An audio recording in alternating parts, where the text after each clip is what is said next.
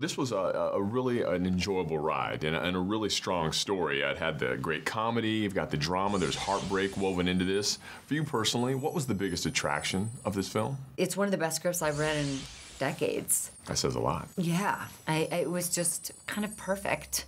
I could relate to every single character. It was so fearlessly honest about what it's like to be a teenager and also what it's like to be a mother and what it's like to be a son and what it's like to be a daughter and a teenager nowadays. I just thought it was hilarious and painful and excruciatingly real, and the part was just brilliant. I mean, that is great. Mona is a great part, and I am smart enough to know a great part when I see it. And I love to be funny. Like, I know I'm known for drama, but I am so much happier doing comedy.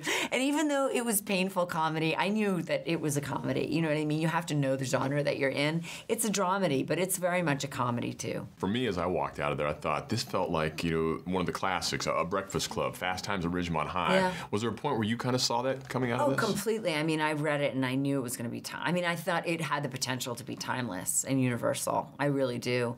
And I also think that what's special about this movie that does separate it from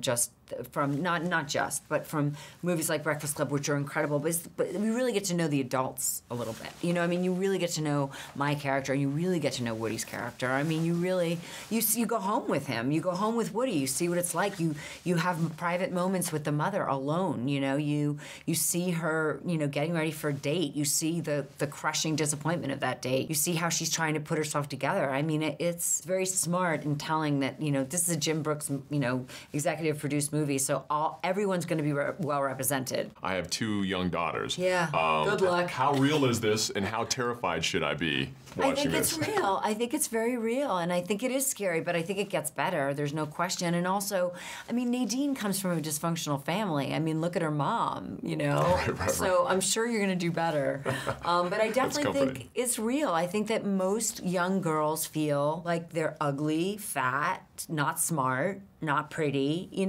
I think that's what America imposes. That's what the media imposes on us a lot, So I think that it's up to the parents to go, all your feelings are okay, and I think you're amazing, and I have total faith in you, and don't compare with that other person. Just keep your eye on your own plate, in your own lane. I mean, I think there's things you can do as a parent, but it's tough out there, man. Well, it's comforting knowing and hearing that from you, because you've made it through, and you look like you're still intact. I'm still intact. It definitely ages you, though. I'm telling you, being a parent is some tough stuff. Talk about the young lady in the lead, this Haley Steinfeld. Yeah. I mean, she brought a lot into this. People knew her, and she ate up the screen. Completely. I mean, she's incredible. She's a wise and nuanced performer, and I think that's really hard. This part really needed that. I mean, I read the script before she was hired.